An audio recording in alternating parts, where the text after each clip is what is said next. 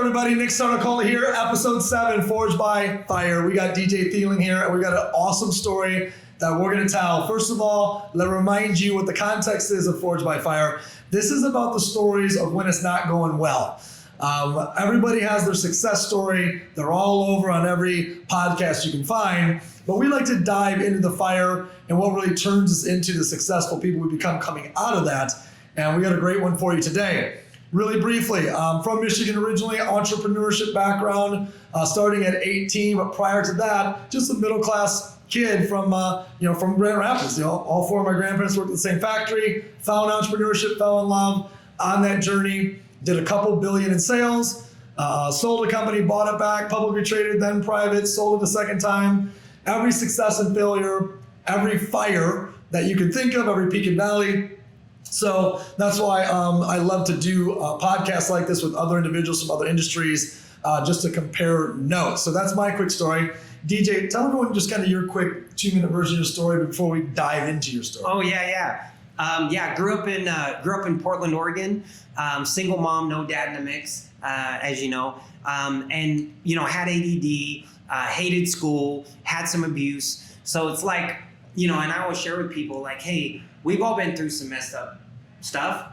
And I think that, people, I've learned over time that people really connect through your mess, not your success. So I love that this show. So fast forward, man, I got drafted at 19, was the San Francisco Giants 6th pick in 91, blazed through the minor league system pretty quick, was one of our top prospects, had a son unplanned in the mid 90s. And that ended up changing the trajectory of my life, which we'll get into. Yep. And then since then, raised him. He's 26 now. It's a sneaker business. And I got into real estate in 2005. I've done a few hundred million in sales. Built a company, have my own investment. Casual, like few hundred million sales, casually. Yeah. And so a new tech business. I have a new tech business we're working on, an app and everything. So yeah, just forging ahead, man. Through the fire, forge through the fire. In Southern Florida. Yeah, exactly. Yeah. Well, this is actually a really interesting story because it's, we're only 7 episodes deep, but it's unlike any of the other ones because when we really start talking about your story, the distinction of the transition of your life, of that valley and that fire, is not about a failure of business or a failure of whatever. It's about a personal decision, right? So first, let's take you to a part of the story that people that are athletes. I played college baseball, so to meet a number, a first round number 6. You say number 9? 6th pick, yeah. A 6th pick, or this is that's insane to me. Somebody that played, in the minors, almost at the pinnacle after 5 years, in the minors and just kicking ass and climbing through. I understand a little bit of how difficult that is. You are top 1 of 1/10 of 1% of all people that ever play baseball. Damn, you make me feel good now. I didn't know that before you told me that earlier. I'm like, dang, I can do anything. You are the top 1/10 of 1% of all people that ever picked up a bat and ball to where you made it. Tell me about your passion for baseball. I'm assuming that really helped you throughout your childhood. Tell me about that part of it. Yeah, I think that, having ADD, ADHD, whatever, and not knowing back then in the 70s, right? It wasn't diagnosed really. So I just knew that I didn't really have attention span in school. But in sports, all I wanted to do was get outside and play. I wanted to play hoop. I wanted to go shoot some baskets. I wanted to play baseball. And I think that, I first fell in love with baseball as soon as I started playing it. My brother's 2 years older. He and I are really close, Derek. I fell in love with it. And looking back, in the 3rd grade, we were asked, I never told you this, I have this piece of paper, Miss Harris class, 3rd grade. We wrote, what do you want to be when you grow up? And I literally have this frame. I wrote on here, I found it when my mom passed away in 2010 in her collection. And I was like, holy crap. So I wrote in this thing that I want to be a professional baseball player. I said, I'm in the minor leagues. I'm the best player in the minors. No lack of confidence, right? Yeah. And so, and when I grew up, I want to be a professional baseball player. My favorite team is the Pittsburgh Pirates, and I named a couple players. And the crazy part is that I wrote that in the 3rd grade, thought of it once, wrote it down, whatever, threw it in my mom's drawer.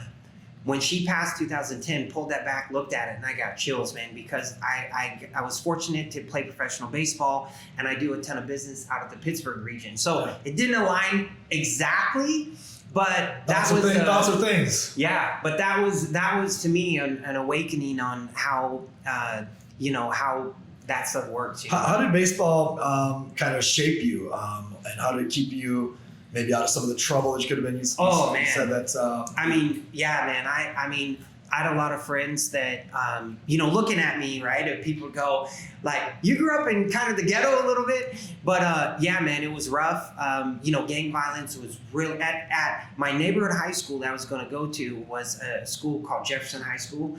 And at that time in the 80s, man, it was rampant. I mean, people getting shot, constantly. The gang violence was really bad. So my mom said, nope, you're going to Benson. I don't know how the hell I got into Benson because you're supposed to have great grades, and I didn't. But my brother went there and he did. So they were probably like, okay, well, maybe we can overlook this on DJ, right? And so little did they know, right? But so that, just from an early age, going out, like sports was always, as much basketball as baseball actually, but sports was always like allowing me to go do something fun with my friends that I think, I did, get in some trouble, but it kept me out of the heavy trouble, just because we were all athletes and, we all wanted to just go run some hoop or go play some baseball or something. So who was more influential? I grew up with a father, I grew up with both grandfathers. You're a dad, I'm a dad. Who was more influential, do you think, for your growth as a teenager? The certain coaches or the team environment of the other players? I know it's different, but when you look back, it's like, there's certain things that influence you to go on a path and to stay focused and to keep climbing as an athlete.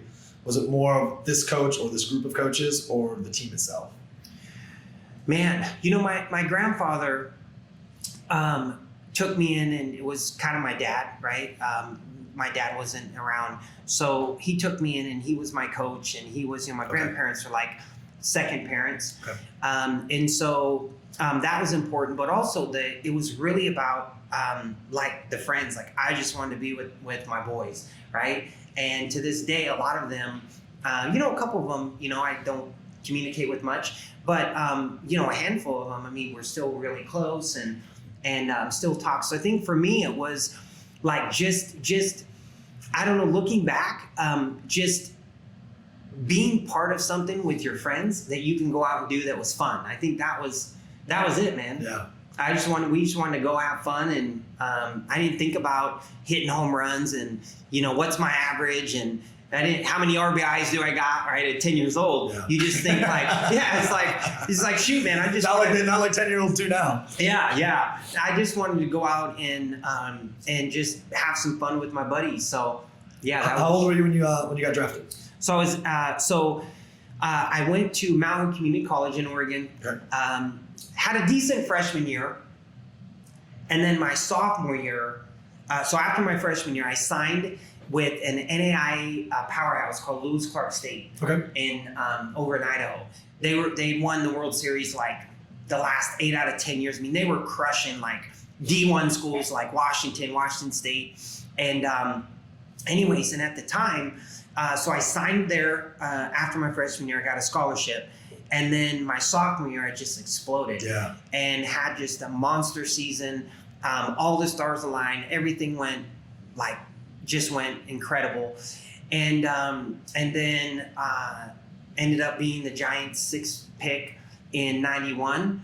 And that was the start, man. Yeah. So you would have been 19 when you I was 19. Yeah. So 19. In fact, real quick, for any baseball fans listening. So when I signed, so right now there's different levels in the minors, right? They have rookie ball. So they have rookie ball for the young teenage guys. They have short season single A, which you're drafted and you go to that typically if you're a D1 kind of high pick. And then they have high A or single A, high A. So you have rookie ball, short season A, single A, high A, double A, triple A, big leagues. I had no idea. Yeah. I played college baseball. I didn't know that. Yeah. I thought there's 3 levels. A, double A, triple A. So when I signed, if you were a teenager, you were supposed to have to go play in rookie ball. That's where all the young rookie ball guys. My scout was like, no, man, he was, junior college player a year. Dude, he's going to Everett. He's going to short season A. So I'll never forget, man. Looking back, it's crazy. So that year in our league with 16 teams, there was 4 teenagers. There was me. There was a guy named Todd Hollingsworth who ended up being rookie of the year for the Dodgers. Yep. There was a guy named Sean Estes who pitched for a decade in the big leagues. And another guy named Mike Hampton who pitched for a decade in the big leagues. So I look back and go, God damn it, I was in some good company. You were good. And You were very good. Yeah. Well, I'm glad you tell this story because especially for the guys that understand baseball, that it's going to create a lot of context for what we're going to talk about here in a second. So things are cruising, right? So you're one of only 4. You're 19 years old. What's the high like when you've written about how you're going to play pro baseball one day as a 3rd grader? My daughter's in 3rd grade, so that means something to me.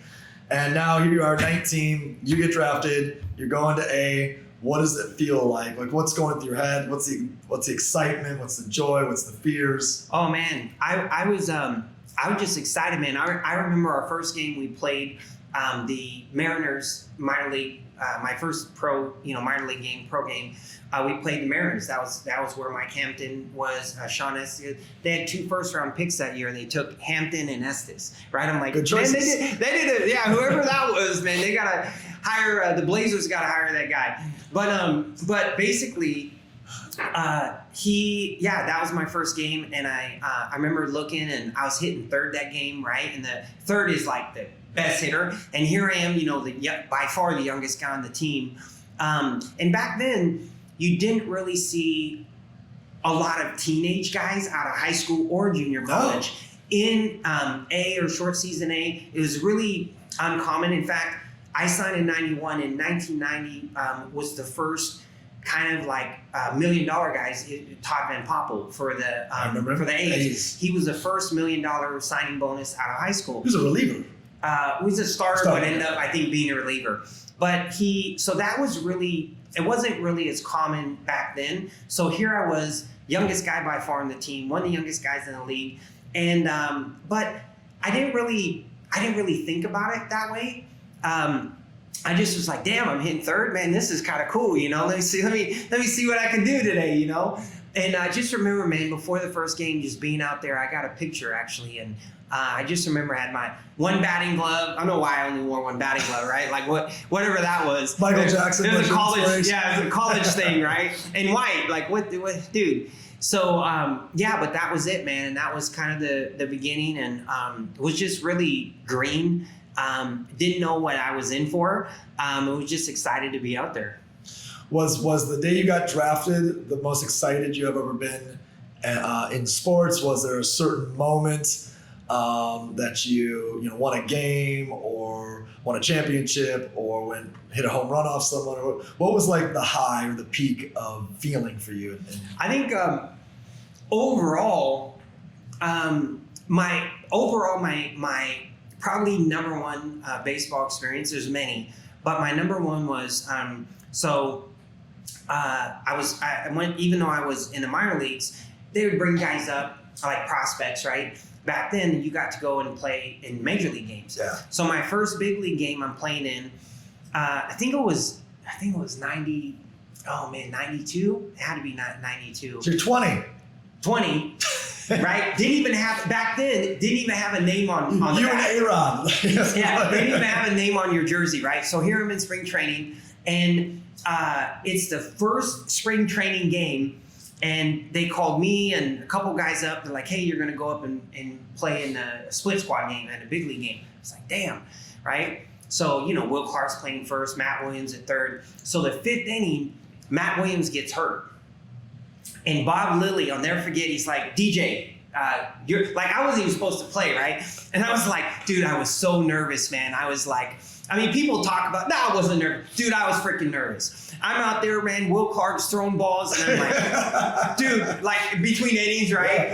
You got, I'll think of his name, on the mound, iconic pitcher. And I'm throwing balls over to Will Clark, and I'm just not wanting to airmail one in the stands, right? I'm like, shit, trying to aim it. Is this before Bonds comes over from the Pirates? Before Bonds, yeah. He came in '93. So here in first spring training game, my first major league game in spring training, and we're playing the A's. And I go in for Matt Williams in the 5th inning, right? First batter is Ricky Henderson. And all I could think, I'm at third base, all I could think is, oh my, like, dude, I was just like, please don't hit the ball to me. Well, what happens, right?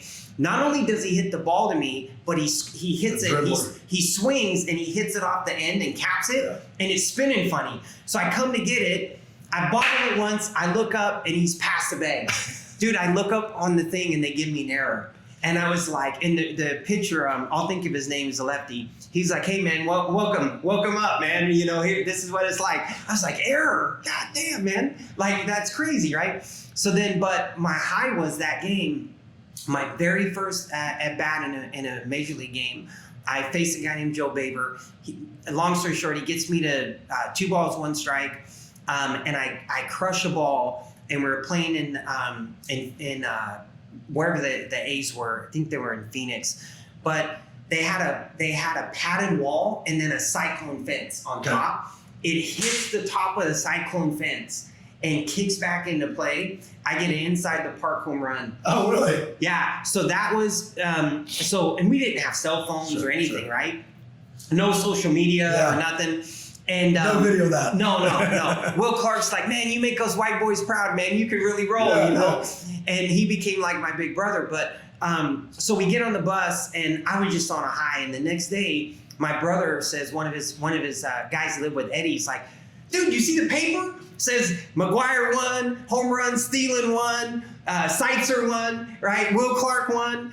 And so that was like, yeah, if I could say, like, looking back, like from a just high standpoint, I remember getting on the bus and going back to the facility. And when I got back there, right, all the other prospects, it was about 30 guys. Dude, you hit a bomb? No way, man. That was like, that was cool, man. That was the moment, yeah. There's a reason why I wanted to spend so much time there. It's not just because selfishly I love baseball and I know most of the players that you're talking about.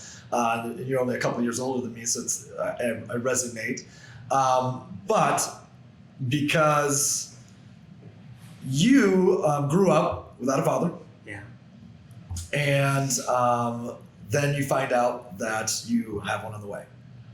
In season, and you're a couple seasons in. Tell me what transpires. Did you get a phone call? Are you on the off season? So it's during the season. Yep. I met a gal, and we got started seeing each other in the off season. Beautiful gal.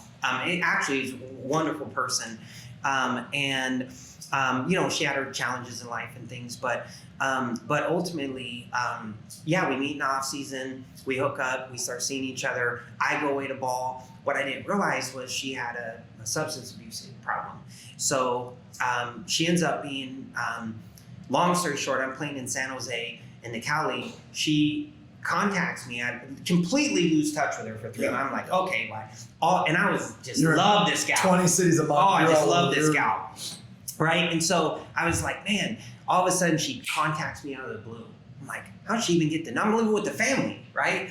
Like, I should ask her that actually. But I'm like, how'd she get my number? Or no, she sent a letter to the ball field. I got the letter, ended up calling her. Anyways, so she comes to see me when I'm playing during the season in 95. We get together, gets pregnant. She calls me a couple weeks later and it's like, hey, I went and got tested and I'm pregnant for a few weeks. And I was like, whoa.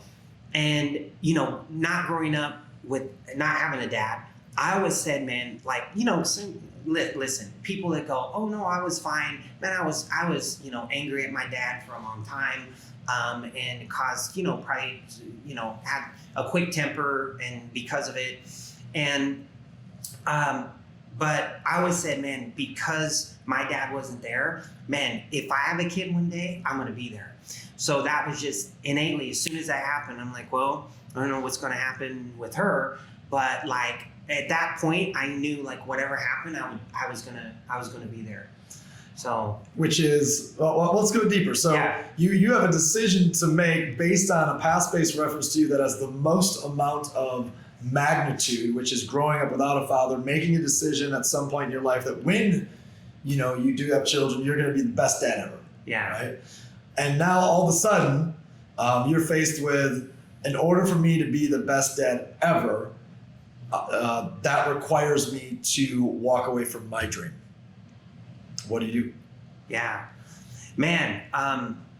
Well, he was born April 1st, actually April Fool's Day, go figure. What day apart? Oh yeah, April 1st, 96. And it was the last day of spring training. I had to play in the game. Then I went home and I held him, and he had some minor breathing issues. And I was just like, as soon as I held him, I laid down in this little side bed in the hospital and slept with him as his mom was resting. And I was just like, fell in love, man. I was like, that's it. Like, I don't know what I'm going to do, but I know I got to be here. Right. So I decided at that point that, I think the next day that I was going to take that year off and then just kind of figure things out and go back. And so ended up obviously never going back and just leaving, raising him his whole life. Now he's, 26 and just a stud. And I coached him in all his sports and, until he was 16 and thought he knew more than you followed through on your promise to yourself.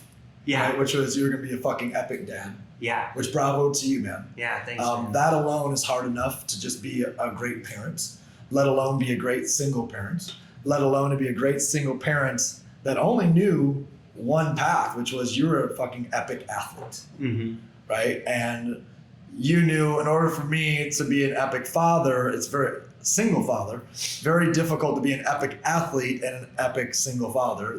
They don't even make sense mathematically, right? Yeah. So you step away from your dream to pursue becoming a great dad, but now in here lays the fire, because now you don't have a skill set of, you don't have a college education, you don't have a business education, you've never been in sales, you haven't, what's going through your head now the moment you say, all right, the way I was trained to go make money and be a badass was through my passion in sports. You've made a decision, which is following through in the integrity of a commitment to yourself and your word of being an epic dad. What's going through your head now from a finance perspective, from a what are you going to do next perspective? How are you going to, where you feel with doubt, fear? What happens next? Man, you know what? I'll tell you, buddy. At that moment, I didn't really know. All I knew was, hey, I'm gonna, be there. I'm gonna try to work it out with the mom, which didn't happen. But ultimately, I'm like, well, shoot, I've got a college in my contract, but I hated school, so I'm like, shit, I ain't gonna use that, right? Like, I don't even know why I got it. Yeah. And so they made it sound good, right? Like, yeah, you got 4 years of college. I'm like, shit, I hated the 2 years I was there. Sounds like a lot of work. Like, how did they talk me into that? So, but I ended up, I literally started working for a temp agency. I remember going home and just lifting boxes at Nike and, right, just to make I think it was making like $7 an hour, $6 an hour, I don't know, something just crazy. So I was lifting boxes, I'd go home dirty. And that was really, I didn't realize until I got older, but I saw my mom being a single mom, working 2 jobs, sometimes 3, to raise my brother and I on her own with no help. That, man, I think like, I just did what I saw, right? I'm like, okay, I gotta go to work. I gotta make money. I gotta take care of my son. And so I just was like, I gotta find something, so I started there. And then about a year after I left ball, I had a guy take me under his wing and was a mentor to me and taught me sales. And really, and that's why I'm so big on mentorship now, looking back, that I think everybody, man, the fast track is, God, if you can get a mentor that sees, it's like having a coach that sees more in you than you see in yourself, that can help pull the best out of you. And so yeah, that just changed my life. And that was the beginning of, I say, decent. I think my first year made like 70 or 80. This was 96, 97.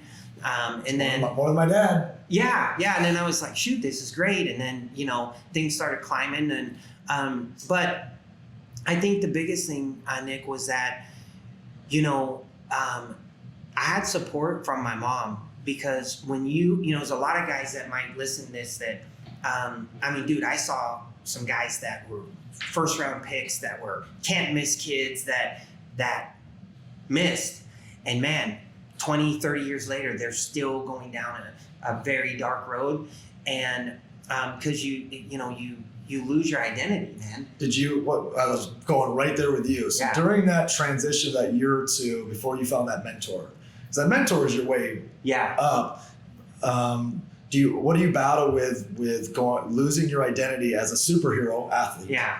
Right? To super dad. It was, but different scenario. Dude, it's funny looking back. I haven't really looked back much, but looking back, it was tough, man, because I didn't have any guidance. I didn't know what to do. But that first year was really hard because, I'm working, then I get a job working where my brother worked, and he was kind of a higher up and I was kind of a grunt guy. And, and the people here, and they're like, well, dude, you should go back. And everyone around me was telling me, my ex-college people, and man, what do you should go back and you don't want to miss this. And so everyone around me was telling me to go back. So that kind of made it worse, So I didn't really made you question your decision. Yeah, your whole environment is questioning. My mom was supportive, and she said, "Hey, babe, whatever you decide, I'm going to be here. I'm going to support you." But I didn't. I stopped going to areas where I grew up, and I just didn't want to kind of talk or see people from college. Didn't want to see, because it was the same thing. Like, what happened, and man, what are you doing? And you should go back. And I just felt, I think I kind of sheltered myself from seeing old friends or even family to an extent, because I just knew, like, man, they're gonna ask that, and then it made me pressure, guilt. Yeah, guilt. You feel. Did you feel any depression during that time frame when you look back now, knowing? I'm sure we wouldn't call it then at age 20 at age 23. Looking back, do you think you went through a state of depression there? What? I don't know about depression, but definitely some battles, like, man, how did this happen, and why did this happen? And you keep your faith, and you keep I think that was the thing that got me through, my faith in God. But you refine that. And so, looking back, man, that first year had a lot of challenging mental aspects to it that were like just really like grueling. Yeah. And but then I go home and I'm with my son, and and then I think you get frustrated at that level. So then you get maybe you're not as patient as you are with a 1-year-old, right? Like, it can leak, man. For sure. It can leak into that parenthood. So I didn't have the understanding that I do now about life and joy and controlling our state and all that good stuff. So yeah, man, it was a challenge. So thank God I never got into drugs. I never got into serious alcohol. I never got into anything really destructive, because man, and I'm so thankful for that, man, because I see so many people that just literally, man, just completely that loss of identity. Alcohol, drugs, suicide. Look at all the. You look at who's the guy for the Patriots? End up the receiver, Hernandez. Aaron Hernandez, right? And there's multiple stories like that people don't hear of. Yep. Actually, you don't hear of any of the guys unless they were a star. You don't hear about all the guys in the minor leagues that lost, that ended up taking a gun to their head, or, I know multiple guys that did that, and they just, they lose they believe, they buy into the thing that this is who I am. And it's like, no, man, that's not who you are. That's just what you do. That's just what you do. It's what you do. It was one of they go, well, that was my gift. Dude, that was one of your gifts. You probably have 30, right? So I think just understanding there's a lot of support groups and things for people to come out of ball that to help them with, kind of figure things out. So, well, let's bring the story to where you come out of this. So you're at the peak of your athletic career. You make a decision based on a promise to yourself. That's what I said. This story is so unique because I haven't heard something like this. Like, you made a promise to yourself as a kid, you're gonna be a great dad because you didn't have one. Now you're faced with this decision: give up on my current dream to stay true to myself. You make the decision. Oh shit! What do? I don't have the skill. I don't have the skill set to go immediately start a business or create this or create that. Loss of identity, pulling back from your environment because of you don't want the guilt or the why aren't you doing this, or the pressure of everybody else. So that's a whole other thing, changing environment, pulling back from your environment. And then you meet the mentor. So you meet the mentor, mentor introduces you to sales, introduces you to sales leadership, entrepreneurship. Take us down that path. What happens? How do we climb out of the fire? Man, I got into that was a big turning point, man. To where I started feeling like I was good at something again, right? Like, wow, man, this is like baseball, right? It's like, man, I'm good at this. And so I felt like with sales, I started understanding that it was fun, it excited me, and I kind of I had a passion for something again, you know? It gave me that like spark again. And so as I started doing that, worked for Chuck Roberts was his name, owned a company called Spot Security, man. And I mentioned him on a couple shows before, but I'm so thankful to him.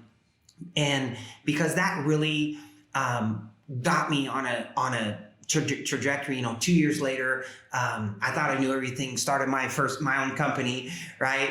And took some clients, he sued me, we settled, whatever. Whole other story. But we were always good, and he was always another fire, by the way. There's more than one fire out there. Oh God, another fire. Yeah, but we were always like that's part of it, right? But I think that was the and then I started my first company, and then that led me to obviously having the confidence to feel like, man, I can do this, right? I can start my own deal. And then you start another one, and then that leads to, the bigger, badder stuff. Tell us about the bigger, badder stuff, the bigger, badder, gooder stuff. Yeah. So that got me into, that actually led into why I ended up selling that company. I got lucky. I ended up selling that company in the early 2000s, had a little money. I wanted to get into real estate, always loved real estate. And the Carlton sheets and the stuff we grew up on, right? Carlton sheets, yeah. I'm like, man, I was always intrigued. Whoa. And I was like, shit, man, I can't afford that. I always wanted to buy a horse. What's it, Robert Allen? Robert Allen, yeah. Robert Allen was one of my first ones. Robert Allen and Robert Kiyosaki. So I go to an event, get hooked. Long story short, I was learning by doing. So I go to this event, man. I come away with this big, thick book, and my ended up being, wife at the time. She's like, hey, let's go through this. Let's study it. And I said, listen, man, listen, you know who you're talking to, right? Like, I hated school. And so I'm like, I'm jumping in and I'm going to buy some stuff. And she's like, you're crazy. And dude, by the way, this is a good learning point. When everyone tells you guys that you're crazy and you're going down a dangerous path, unless it is really dangerous, right? I mean, if someone's like, I'm going to go do cocaine and drive 150 miles an hour at 1 a.m, I'm like, well, maybe not a good idea. That's dangerous. Yeah, but like buying real estate out of state, at the time, it was so unconventional, right? You're talking 2005, 2006. Nobody was doing it. I didn't know anyone doing it. And so everyone's like, oh my God, I went on eBay, I bought 10 homes for 50 grand. On eBay. On eBay. I went on eBay. I'm like, I'm gonna go, cause I said, I learn by doing, right? Yeah. So I'm like, I gotta get in the game. And so I went on eBay. I bought 10 homes in Pennsylvania, in Ohio for $50,000 total. Fly out there, right? The first house is torn down. I call the guy, his number's disconnected. I'm like, shit, right? Because there's not even a house there. No house, right? And the guy, and I'm like, I knew instantly, like, this is bad, right? So basically, the ones that I knew instantly when I showed up to the house and there was no house, like, this was bad. So I immediately I'm like, okay, I'm either gonna like go to jail and murder someone, which I can't do, or I'm gonna just get over it and put my big boy pants on and just deal with it. And so I sold them off. Long story short, I ended up sticking with it, and that year I picked up a couple dozen rentals. The next year in 2006, I had a buddy that was like, hey, hook me up. I want to get some of these cheap properties. So that was the trajectory to go, okay, I've got some passive income. So the thing that I learned from the Kiyosaki event was the B quadrant, yep, the I quadrant, the E, and the S. So I was like, wow, I don't want to be an E or an S. So now I have I'm basically in the I quadrant. Yeah, I got some investments. Yeah. And so, okay, I'm in the I, and I didn't understand this except in simplicity terms. I'm in the I quadrant. Now I have the opportunity to have a B quadrant. And if I build the B quadrant, then I can have active income and passive income. So I can use the business to fund more investments, Bingo. right? So that was kind of like, okay, this could be really good. So that was in 2006.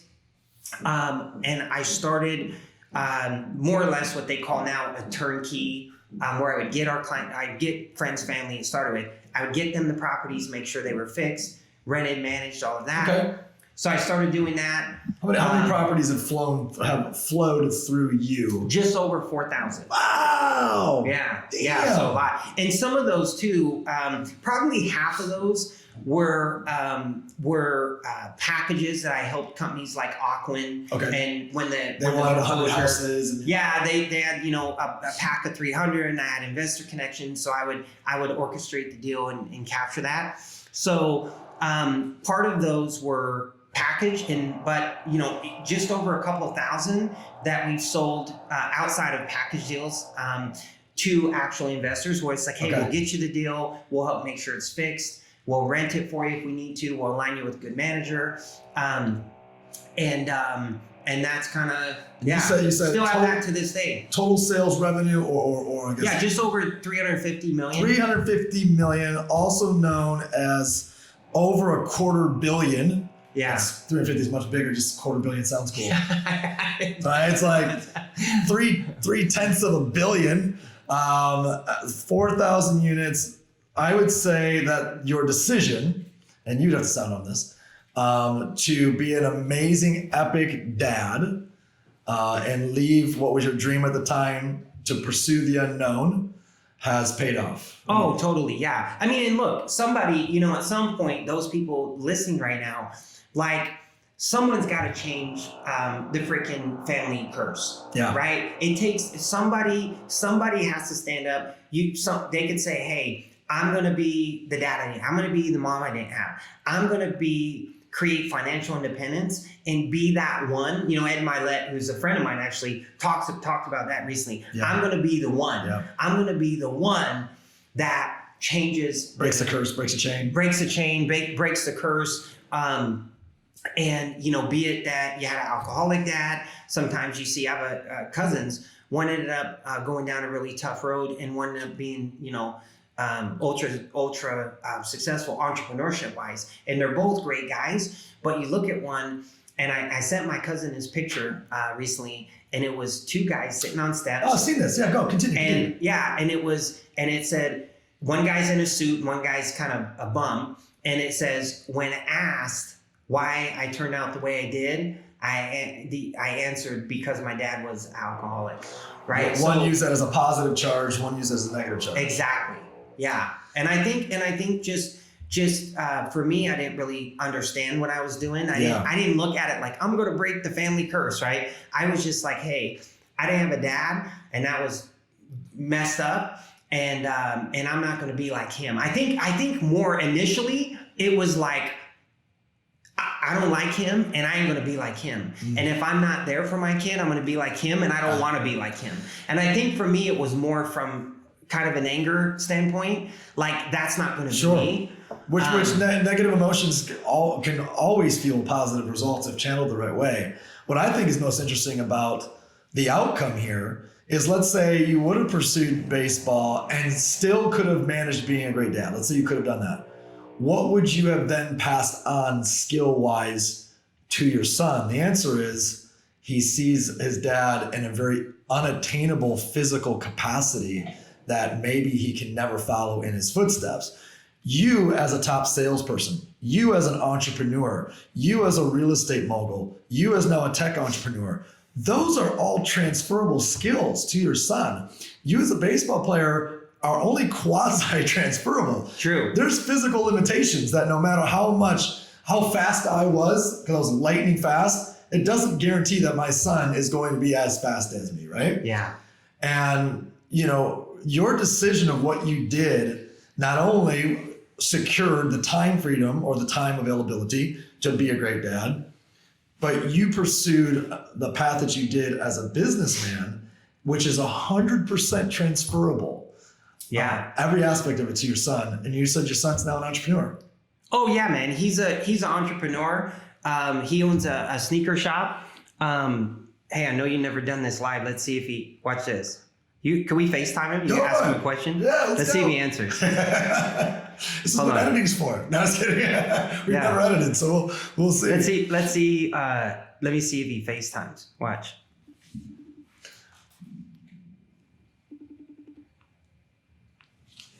You never know what might happen, what we might do, who we might call. He won't answer them. It's because you FaceTimed him. Dude, he always answers too. So this is a time that he won't answer, but. Well, my bet is he'll call us back somewhere in the middle of this. Yeah, exactly. I'll leave it over there. But I want to just draw out that point that no matter how successful you would have been in baseball, and even if you were able to maintain the dad you wanted to be, the skills that what you've shown him in the path that you blazed is immeasurable. Yeah, thanks, man. Yeah, no, I mean, he's, what it's done, like exactly what you said now, right? He's got a sneaker company called Holy Kicks on Instagram, KICKZ. He has, selling the Jordans, Yeezys, all that. And the thing that I really love about him is not only is he figuring out his path, and he's got his own retail store and clients, but I'm a big giver, right? And while when you're doing that many deals, listen, stuff's not going to go right. Sometimes you're going to have someone that's upset. You're going to have stuff not work out right. But I've always been a giver, right? And so I see him emulating. The thing that I want to let people know is that the kids are going to watch what you do, not what you say. Because, and what you'll notice is when they're 20, 23, you're not going to see it for a while. But if you sow good seeds when they're young on what they're watching and what they're seeing, that's what's going to stick. Yeah. And they're going to, I see him now and people come in and he's a giver. He'll give them a deal or he does giveaways for people or give stuff for free to people that can't afford it. Yeah. And things like that, and I think that, like it's cool. Like the coolest thing, like Melissa has met him. He was here for my 50th last year, and everyone was like, "Dude, your son is the freaking coolest kid, man! Like great, And I think for me, like I get it's that. Crazy to hear you call him a kid because I still feel like I'm 26, even though I'm not 26. But I get that all the time, right? And I even got it the other day from a guy. It's like, dude, I went in to your son's store and I met him, and oh my God, man! They're like, dude. He was so kind and just helping me and so positive and man, you did a great job. And I think now, sometimes when you're in the fire and you're forged through it, you don't really know you can't really think that far ahead. But I think if people can just understand that, man, if you just stay the path, if you just keep going down the road you need to go, that you know in your heart is right. I think that's the biggest thing. We all know in our heart what's right. Yep. And I think if we know that, you know, we try to get in our head and talk ourselves out of it or whatever, but if you know that, hey, this is right, this is the right thing to do, and I don't know how it's going to work out, but, and you know, that's all I did. And so now look back and I go, shoot, man, you know, he's emulating the entrepreneurship, the sales skills, which I think teaching kids, you know, sales and connecting to people is the number one thing they can learn above anything. And so, but now he's learned those things, whereas exactly like you said, had I went down that road of a ball, who knows what would have happened. Yep. And so, no matter how good of a dad you would have been. So I'm going to land the plane here, and I'm going to end it actually different than we originally talked about it, because I believe there's a lot of former athletes, both male and female, that are watching this right now, and maybe, who knows, maybe pieces of this make it out to current athletes that are in college or young 20s or maybe even teenagers that are athletes that think there's only one way. I got to be pro athlete, I got to be a pro athlete, I got to be a pro athlete. How much of who you are today as a successful businessman, as a successful investor and entrepreneur, is a byproduct of the discipline and the habits you created as an athlete? Man, I think, so I think two things. And I'm raw, I'm honest, man. Yeah. And people go, oh yeah, man, did you show up to the field first and leave last? I said, no, I was just super gifted. I was blessed. I was like the one in a million. I was like massively gifted. I mean, I was in our draft, right? I was the youngest guy in the draft in our league. I was rated as our number one power hitter in the whole organization, right? So at 19, and I'm like, dang. So I was just gifted. Yeah. But what I did was a lot of the things that through ball that I didn't know that I needed to do. I never really learned how to get over until the end where I left. Right before I left, I finally figured out, I'm like, shit.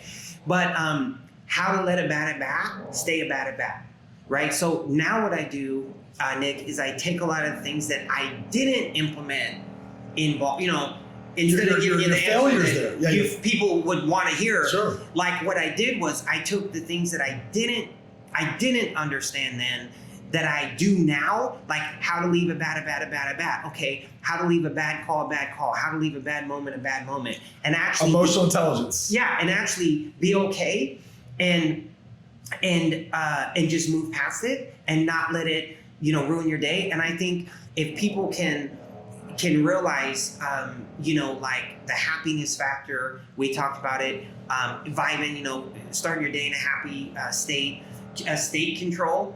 I think if more people can understand that, I ended with it out there was people think that, and I thought this when I was young playing ball, what happens dictate how it feels. I struck out, shit, right? Smash a bat, throw the helmet, right? So I hit the side of the wall.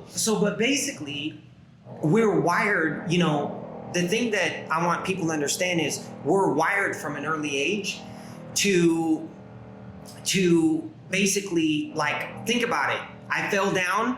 What does my mom do? Here's a sucker. Yeah. So we're wired from an early age that external things make us dictate our feelings. Yeah. And so it's not our fault. And as I got to understand them, like, wow.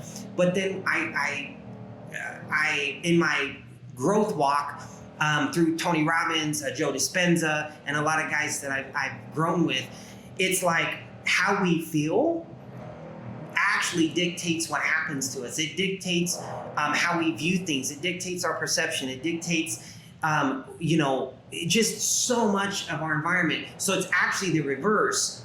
Instead of like what happens to me dictates how I feel, it's actually how we feel dictates what happens to us. And I think that if people can just understand that, start practicing that more, and really practice it, and you know, they'll see that the fruits come from that and be like, whoa, man, like that's incredible, you know? So I think that'll help a lot of people. Beautiful closing thoughts. Where you go, what you get, who you become, your outcomes start with how you feel.